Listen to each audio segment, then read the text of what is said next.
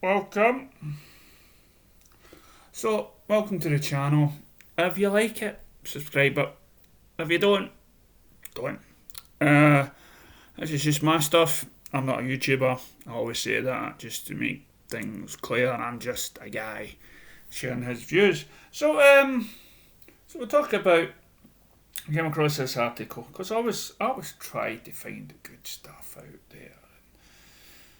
Maybe a little biased along the way. Okay.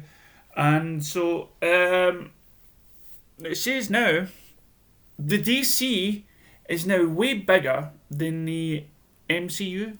So says Screen Rant. Following a series of announcement rumours and its expansion into a vast multiverse, the DCEU has become a much bigger franchise than the MCU. The DCU is now far more expansive franchise than the Marvel Cinematic Universe, as has historically been the case with DC and Marvel Comics.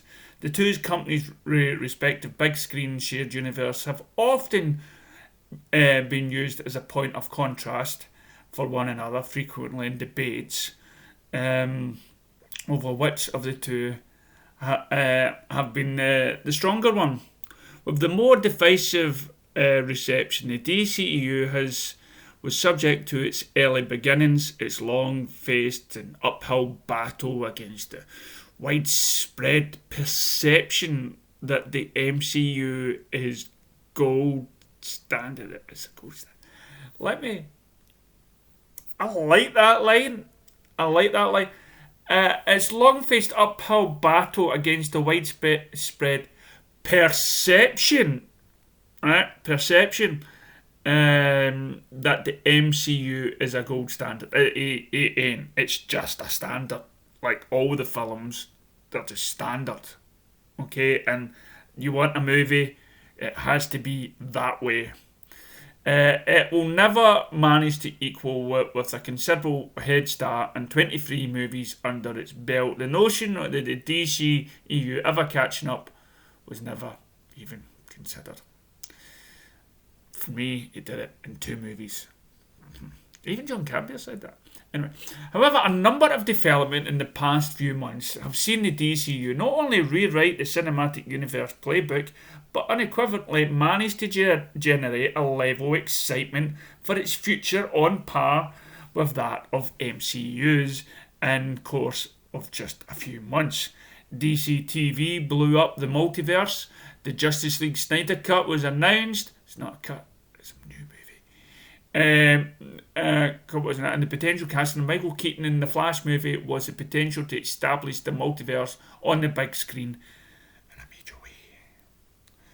And in the barest terms, it's now become clear that the one ambitious Arrowverse TV and movie crossover in the can, rumours of similar big screen plans in the works, and an overall retooled strategy, the DCU has opened itself up to encompass virtually every DC movie and TV adaptation, considering just how much that both expands that it can include in its canon, along with the unshackled creative freedom. This now affords the various creative teams involved. The implications of the DCU as a multiverse are absolutely immense, and at the same time it has done what was once seemingly impossible and made the DCEU into a bigger franchise than the MCU. A point that must be stressed is that the MCU is a much colossal success as Hollywood has ever seen, kicking off the 2008 Iron Man and culminating in an opening act of the Avengers in 2012. The MCU would absolutely change the landscape of not only superhero movies but the entire film industry. Move over all its companies. It's just the initial takeoff. Yeah, it changed it so that you have one guy creating everything and there is no director freedom, and you should all follow this brand of making things. Let's follow the McDonald's, so there is no variety out there. Fast forward to 2020 and the MCU has made firmly C to D level characters like the Guardian of the Galaxy into household names. Sadly, yeah, but the movies, yeah. To Avengers Endgame now stands at the current time of his box champ. The MCU certainly hasn't been without its stumbles along the way, ranging from Iron Man's 3, I would say.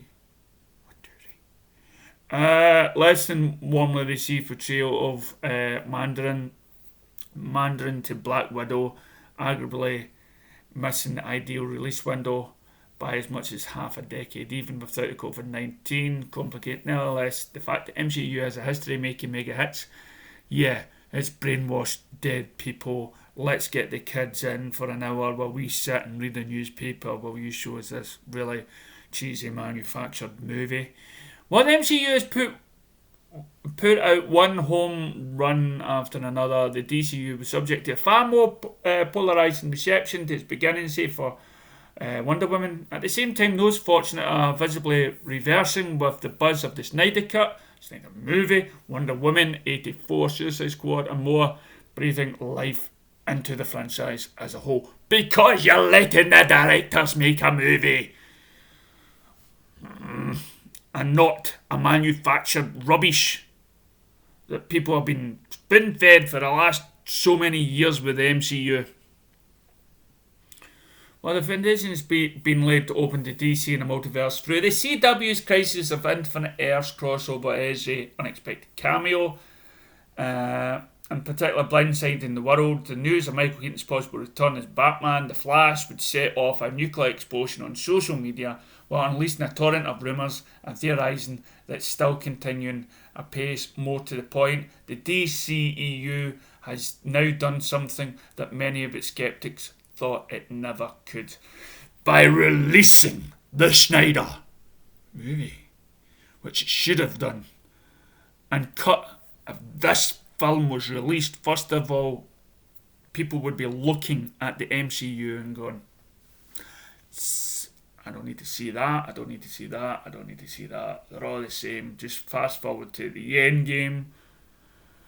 While DC and film and television properties being transitioned into multiverse, the DCU has now a far more expansive canon, and that the MCU not only that, but not only that, but it's also completely divorced itself from the concept of reboots, with DC's entire big and small screen library now coexisting alongside everything else, and ergo allowing everything the option of either standing alone or crossing over at the desire of the various filmmakers, teams involved. 10 years ago, ideas like the Keanu Reeves Constantine movie, theatrically crossing paths with 1980s Swamp Thing films, would have been out to lunch. Today, it's all DC, and therefore, it's all fair game.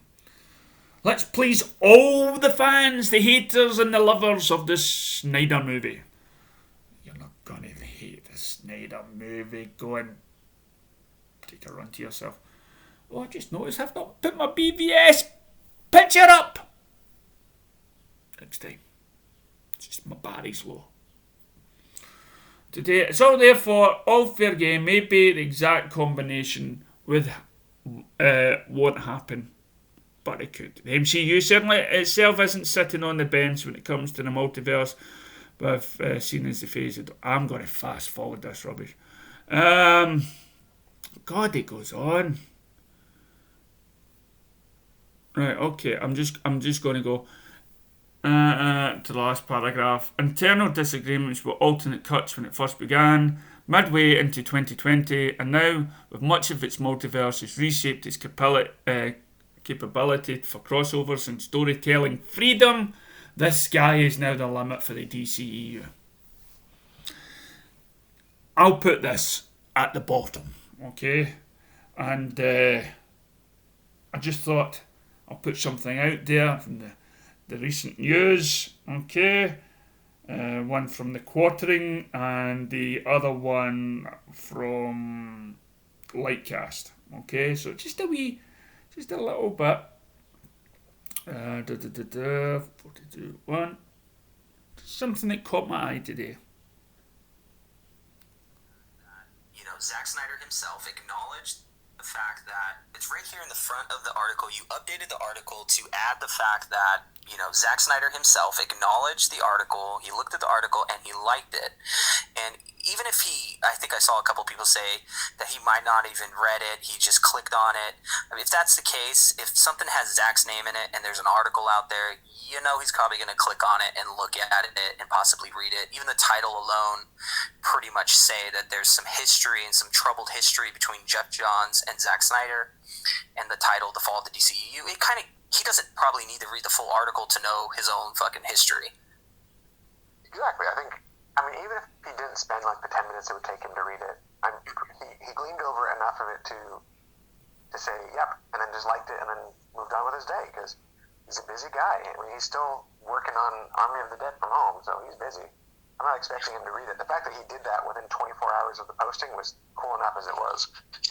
But, yeah, it was a surprise, because I think he did it at like 4 in the morning or something. It was like some insane like hour of the night that I woke up and it was like, I got texted to me like, did you see what he just did? And it was, He's saying it again. I'll put the video links down below. And what else caught my eye today? Yes, this I thought was brilliant. Basically, I had a pretty nasty injury. She threw a vodka bottle at me.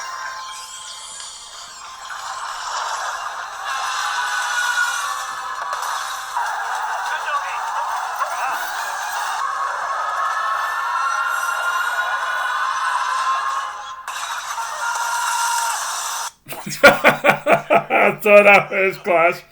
Again, I'll put the links. Well, thanks for watching. If you like it. If you don't, just go away and go to one of those big media storms out there. But if you do like it, please say and subscribe or whatever. And I promise next time I'll put the Trinity behind this. Thanks very much for watching.